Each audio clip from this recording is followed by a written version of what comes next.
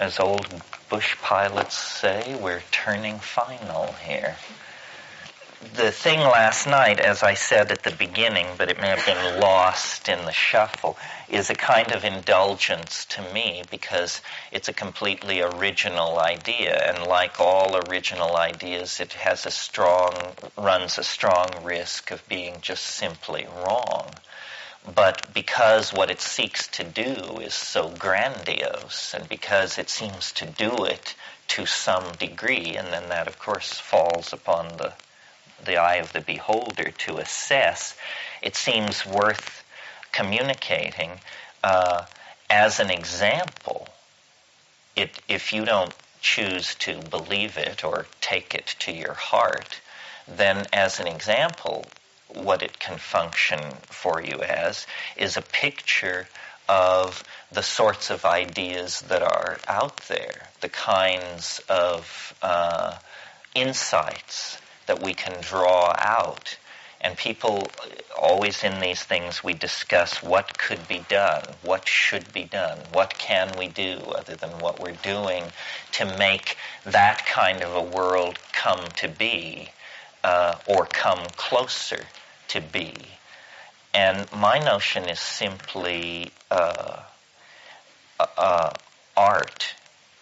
That, as I think I told you at some point, the idea is not to confront bad ideas, but to come up with good ideas. Otherwise, your enemies define the game, and you are the loyal opposition. And, how many years have we been the loyal opposition, and hasn't it been an unsatisfying experience? So, I think every single one of us has immense inner resources, and the psychedelics confirm that. And by inner resources, I mean of intelligence and information and beauty. And I think we would be happier people, and this would be a better world if we spent more time bringing that out rather than opposing somebody else's vision of what is happening. The I Ching says at one point, if evil is directly confronted and named, it perfects weapons to defend itself. It says in any direct confrontation with evil, you show it, you reflect too much of it back upon itself, and it learns to defend itself. And the strategy then is one of stealth, I think. And, beginning at least with, I don't know, it's just an art historical game, but let's say the pre-Raphaelites. There have been these waves of aesthetic and social dissent. I mentioned the pataphysics movement in France in the 1890s, Dada and Surrealism, and the abstract expressionists, and the Beats, and the hippies, and the punks. I mean, these different tones, different adumbrations, but always the same message, which is that satisfaction and completion can't be found within the official culture. And, I came up into that. I was born and raised in an incredibly conventional situation by very loving parents in a pleasant environment. And I just couldn't wait to break their hearts and get away to sin and the big cities and all of that. So the important message to take out of all of this, I think, for people in your position who may or may not wish to grapple with abstract mathematical models of time or trade with naked aboriginals in steaming jungles, what can you take into your own life? It seems to me what the whole thing, the tension between these bohemian countercultural critiques and bourgeois society is about, is what I call the primacy of direct experience. You know, if you are inside a Christian world, or a capitalist world, or a Jewish world, or a Republican world, or a democratic world, these are worlds of ideas. These are ideas. And we can live by ideas, but we can't live by ideas alone. It creates megalomania. It creates unbalance. It creates a grotesque parody of what life is supposed to be about. And what life, I think, is supposed to be about is the reclamation of the primacy of direct experience. And that means sex and psychedelics and dancing and conversation and good eating and lots of exercise and travel and attention to what Wittgenstein called the present at hand. The present at hand, meaning what you can reach is what's real. And everything else, you know, becomes progressively more hypothetical, more abstract. Anticipating Wittgenstein talking about our reach, William Blake said, "Attend the minute particulars." This was his advice for life. Attend the minute particulars. Well, that's good 18th century prose for pay attention to the details. Keep your eye on the ball. The nexus of mystery and of being and the theater of our drama of redemption is the body. The body. And we have been thoroughly weirded out on the subject of the body because we have been the inheritors of a very complex, head-oriented, abstraction-devoted social system, cultural theory.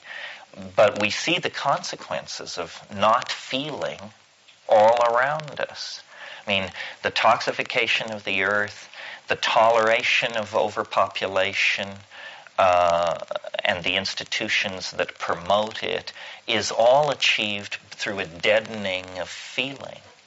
If we could feel what we are doing to the earth, to the elderly, to the young, to racial and social minorities, if we could feel the agony of what we do, we would stop doing it. But we have what we call reasons for why it is the way it is. Arguments, theories, blame, it's somebody else's fault, or the poor are always with us, or something else. But these are all evasions of the obligation to create a community based on love and tolerance. Hardly a radical notion, and yet incredibly difficult to bring into existence. And, perhaps the world will transform itself in 2012, and we need have no further concern about all these things. But perhaps not. We need to live our lives in the light of the assumption of an open future, not an absolutely free future, but not a determined future, an open future in which acts of human authentication, acts of human authenticity push forward the universal project of the conservation of novelty. Martin Heidegger, the German metaphysician, The way he got it together was he said what life is for is what he called care for the project of being. Care for the project of being. This is what we are called to. Again, Heidegger's phrase. We are called to care for the project of being. And that means an appreciation of the minute particulars, an appreciation and a recognition of difference, an appreciation and a recognition of our position in the cosmos, which is both insignificant and paradoxically grandiose at the same time. You know, Pascal said, man is a reed bent by the wind, but he is a thinking reed. And that's the paradox of our being, our fragileness in nature, and yet the supernatural grandiosity that we sense in the hallways of our souls. And shamanism is not religion, really. At its fundamental level, it's the science of direct experience. Other forms of science may deal with the states of the quanta or the orbits of the Pleiades, but shamanism is the science of direct experience. And its laboratory is the human body and the human nexus in space and time. You know, you're given, on average, 60, 70 years, and on average, 145 pounds of meat. And this is what you're dealt, the meat and the time. And then it's up to you, to sort this out and make of it what you will. And the entropic path, the downward path into blame, unhappiness, self-blocking, so forth and so on, that's always there. You know, you can release yourself into the river of consequences and take no responsibility for who you are. But the higher stakes game, the more interesting game, is to see the whole thing as an opportunity. Heidegger, I'm amazed I'm quoting Heidegger so much this morning. Heidegger again, he said, the body is not a thing, nor is it a process, which is surprising because that's considered an advanced view, that it is a process. He said it is not a thing, nor is it a process. It is a window of opportunity which opens into eternity. It's a window of opportunity. But opportunity implies the non-exercise of itself. An opportunity is something which you must seize. It doesn't press itself upon you. It doesn't force itself upon you. It merely is there if you want to use it. And my approach to life and the whole Megillah is that it's like a puzzle. It's a mystery. It is a koan. And salvation occurs simultaneously through an act of love. That's not news, but here's news. Simultaneously through an act of love and an act of rational apprehension, understanding. Love without understanding is not the full story. Real love requires understanding. Rational apprehension is a kind of penetration of the beloved person, nation, ecosystem, whatever the beloved is. Understanding is the higher dispensation. And these psychedelics, which, you know, in the 60s and 50s were simply called consciousness expanding drugs, good old phenomenological description. If there's an iota of possibility, that they expand consciousness, then we must put our attention on this area, because it is the absence of consciousness that is making our situation so very uncomfortable. People going for the fast buck, people elbowing their neighbor and their neighbor's concerns out of the way, trampling over each other. Low consciousness activity is the problem. And as concerned people, as intelligent people, as people of wealth and leisure, and you may think you're scraping bottom, but the lowest among us here is still in the upper 5% of the elites of this planet, because you just don't get here any other way. So upon us devolves a certain responsibility, not only for ourselves, but, the average human being on this planet is a 23-year-old black woman with 2 children. A certain responsibility toward that concrescence of the human experience. So the thing I just want to leave you with is that though this has been very heady and eggheady, which is how I am, we have talked ideas, but we have not laid out a method or a dogma or a program. There's nothing to sign up for.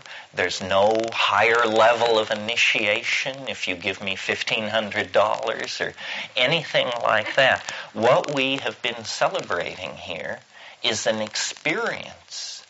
And we haven't had the experience. We've just talked about it and analyzed it and anticipated it. But it is there to be had, out there in nature, with nothing between you and it. To steal from Van Morrison, no guru, no method, no teacher. Just you and me and Mother Nature in the garden, wet with rain. And you may choose to hear this message, and then life will continue for you as it has with the tools you have in your toolkit. Or you can choose to go out there and meet it. But it's not an easy path, because it's the real path. And the fear is real, and the risk is real, and the reward is real. It's beyond hype, which is for us almost unimaginable, because everything comes clothed in flamboyant self-anticipation. And it's, in a sense, a secret.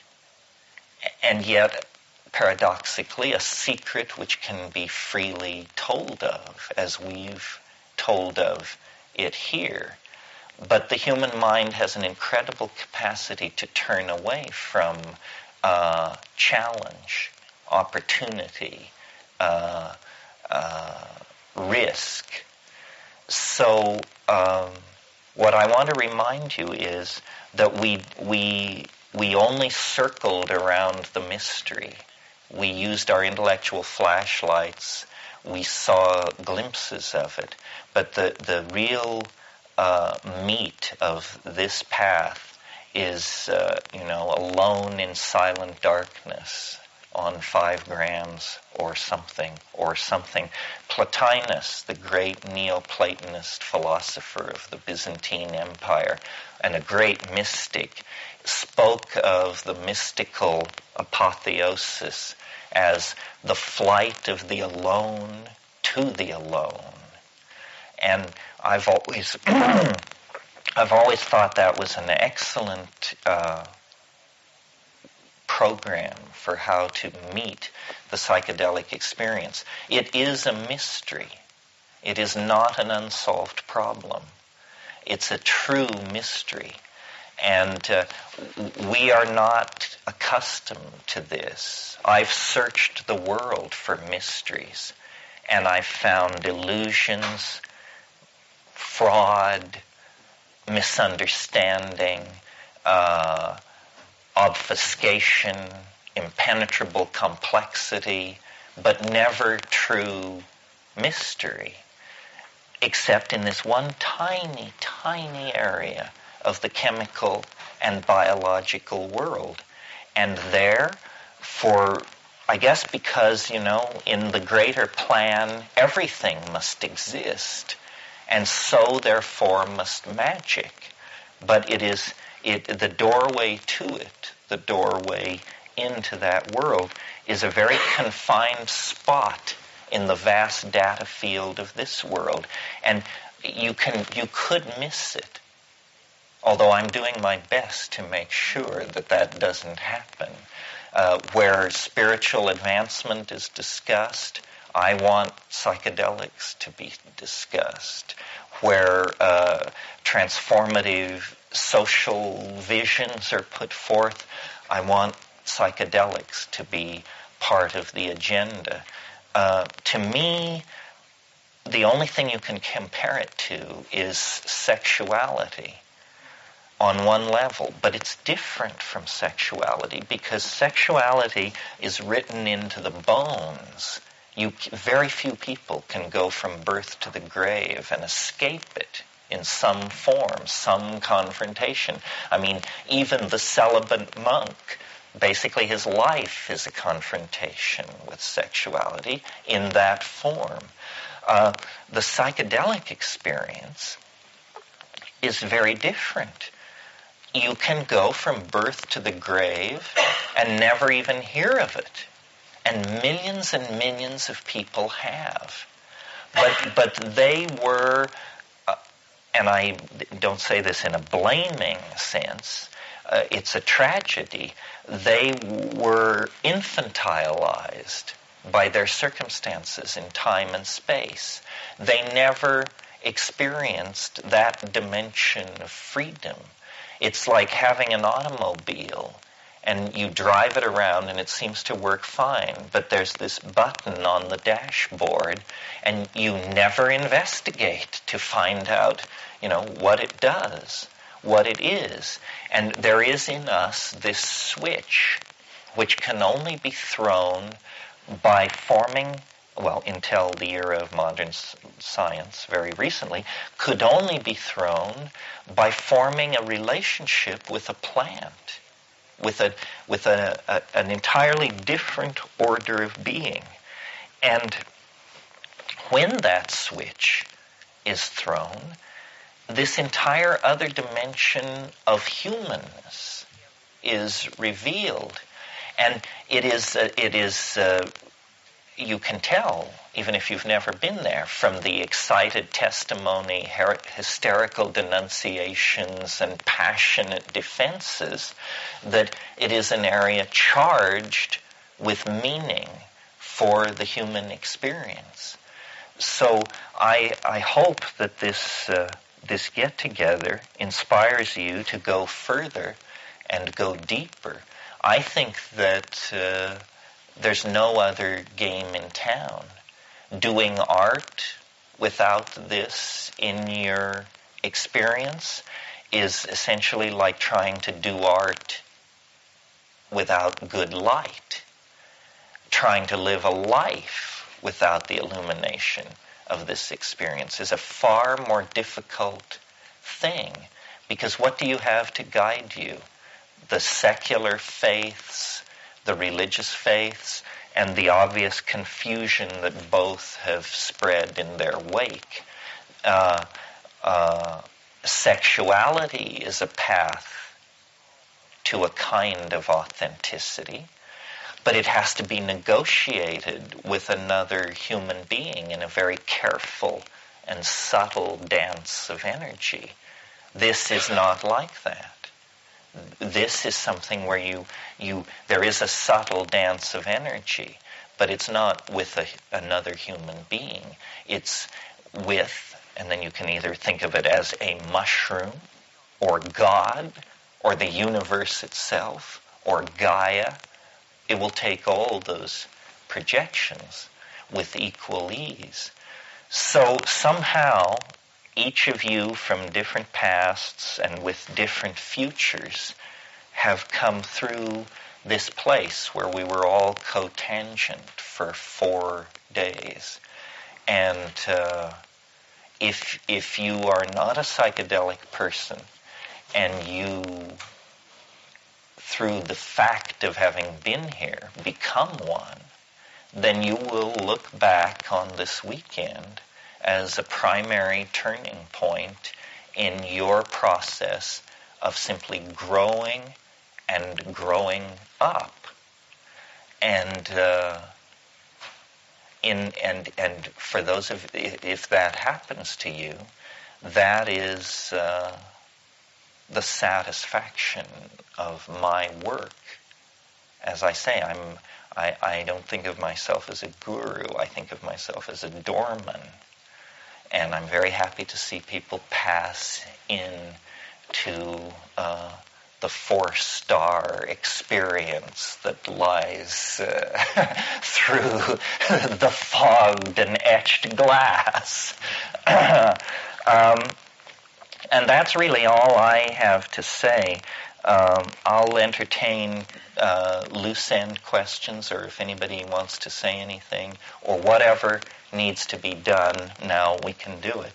But thank you very, very much, and I look forward to seeing you all downstream, some sooner, some later, eventually at the general judgment, whether it occurs in 2012 or on some more extended scale, we will all stand in the same place. Yeah. I had asked you once to give me your definition of the soul. I've heard many people try to define it, and I'd just like to hear your definition.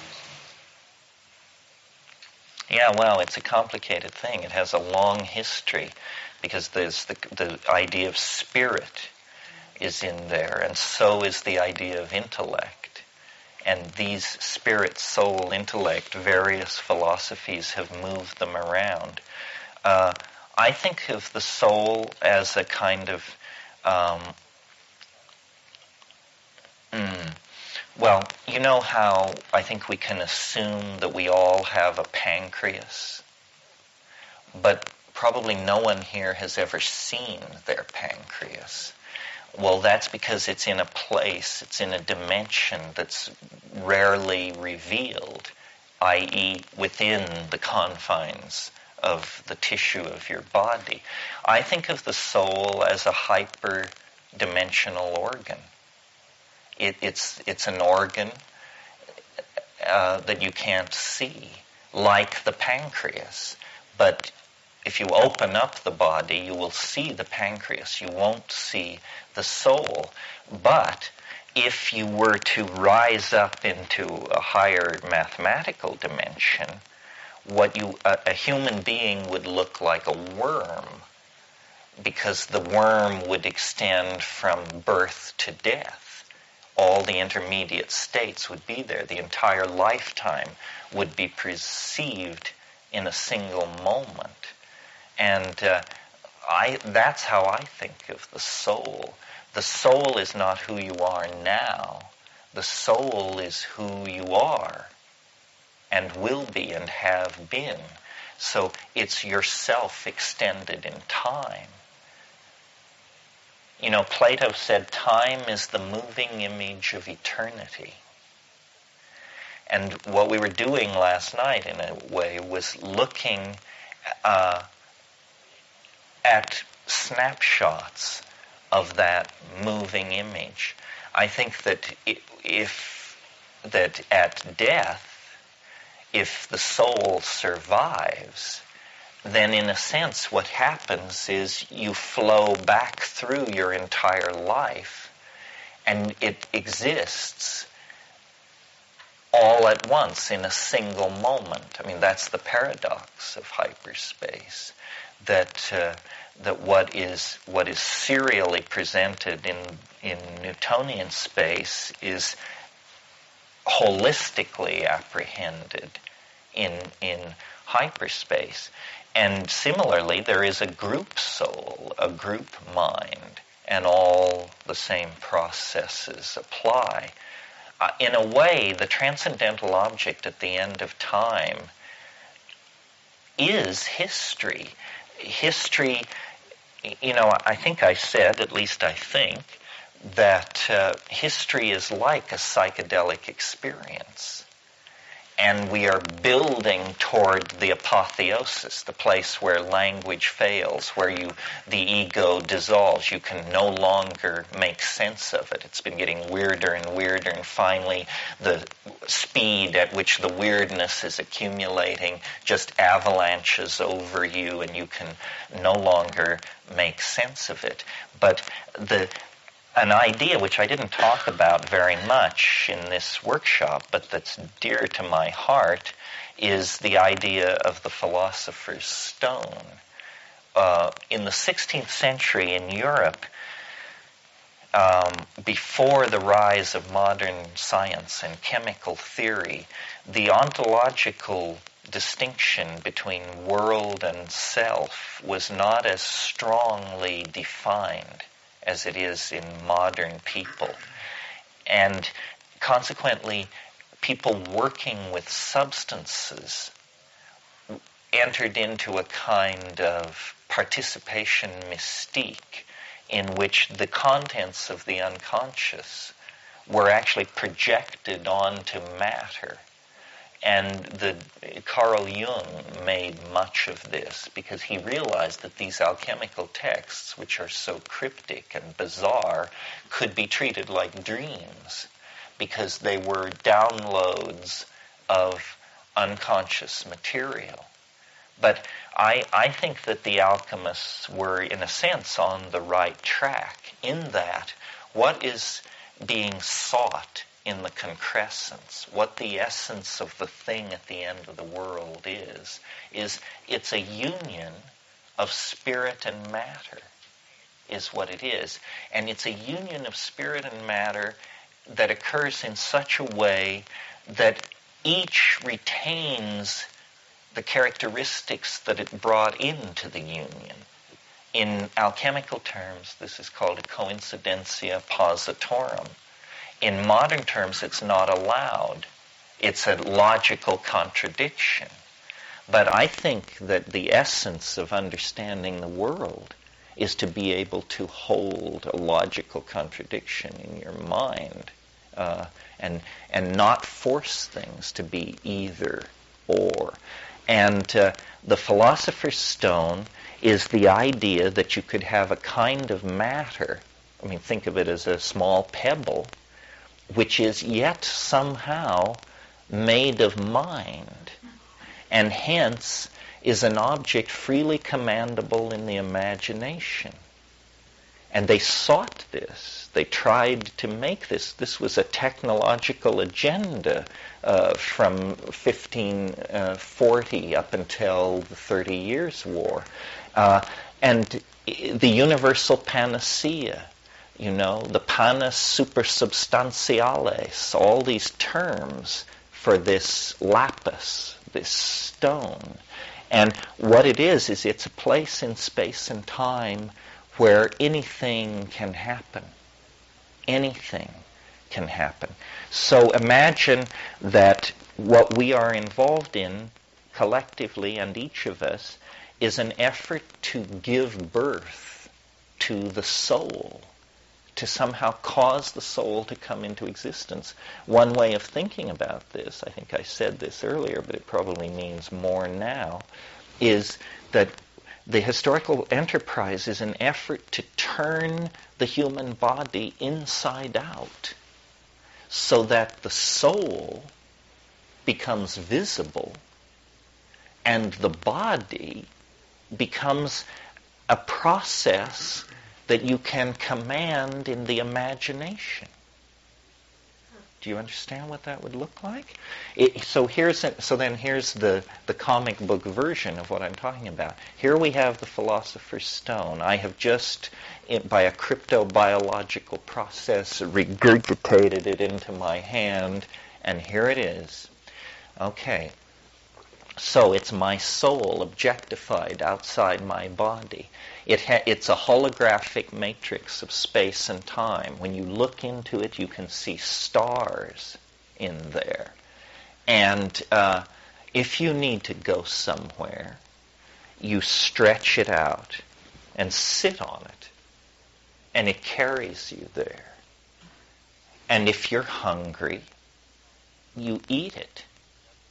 And if you need a shower, it becomes a levitating shower head above your head from which warm water pours. And if you need to know something, you ask it. And if you need to wear something, it becomes it. And what it is it's a union of matter and your imagination. And you say, well, such a thing could only happen in a dream. Well, quite right. I think we may be headed into a dream, either the after-death dream or the nano-cyber-technological dream or the pharmaco-shamanic dream. We are headed into some kind of a dream. We are going to live in the imagination. And the imagination is the domain of the soul. I mean, I'm not kidding. We are going to live in the imagination. It will cease to be metaphor. It will become real estate.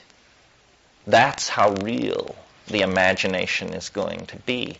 And it may be virtual reality, pharmacological reality, after-death reality, nanotech reality. We'll find a way. We will find a way. Because I think that this union of spirit and matter is an agenda in the human program that runs very, very deep. This is why we spoke for the first time. Language is a union of spirit and matter. The spirit of the thinking mind and the very ephemeral matter of the air, which can carry an acoustical signal. The Word is on its way to becoming flesh. Wasn't that the promise? And similarly, the flesh is on its way to becoming Word. That's what all that raving is all about. The language is a partial condensation of the philosopher's stone. So is a 747. It will carry you places. All technology is the effort to create ultimately the ultimate tool. The ultimate tool. And what can the ultimate tool do? And what is the ultimate tool for? The ultimate tool can do anything. Obviously, that's what the ultimate tool is. Well, now it's very interesting that we have arrived in the last 40 years or so into the realm of the cybernetic machine, because it has a different ontos than previous tools. I don't know how much you know about computers, but think of what all a computer is. Even the most sophisticated of computers is an enormous set of switches. And so here you have a machine with 50 million switches. Set the switches one way, and it will predict the weather. Set the switches another way, and it will give you a hell of a chess game. Set the switches another way, and it will balance your checkbook. The computer begins to look like the crudest approximation of the union of spirit and matter. And look at it. There it is. Gallium arsenide, silicon, gold, platinum. But what is flowing through it? Electrons. But these electrons flow according to the architectonic plans of thought. It's thought that flows in the computer, not its thought, our thought. We tell it what to think, and it thinks it. And as the computer shrinks, and as the data storage increases, more and more spirit is being stored in less and less matter. And, we talked about virtual reality, we talked about implants that could create dream states, or maybe we didn't, but it was on my mind. All of these things. And so I think, that through technology, we are taking our oldest intuitions, call it the intuition of the dream time, and creating it so that it is real. And the alchemical union, which was abandoned by early modern science, actually will reemerge as a reasonable scientific endeavor once the new sciences of information theory and chaos theory and complexity theory and so forth and so on are put in place. We are in a position to create the philosopher's stone. And, it will not only carry you through space, it will carry you through time. I think that's what's going on at 2012. That technology, which appears to be just a secular concern of capitalism and scientific R&D, is in fact a sacred calling, and that the purpose of it is to mirror the mind of human beings through the perfection of the tool, and that the perfect tool, when it arrives, will end the historical process, which was the tool-making process, and it will end it by virtue of the fact that, among other features, the philosopher's stone allows you to move through time. And that's why that graph comes down to that place in 2012 and then can't be propagated any further, because it's a picture of a serial, linear society unfolding. And at that point, the serial, linear society becomes an anachronism. Yeah. You were raised Catholic, and at the end there's always the sheep and the goats, and then the Quran is the believers and the unbelievers. Do you see? You mean who eats it? Yeah.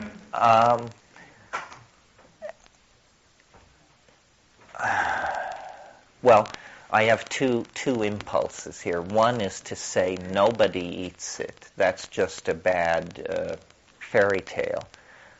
But a lot of people, this is something that sometimes brings people clawing their way out of their seats to get at me. But it goes back to what I said earlier. I think redemption is an act of intellectual apprehension.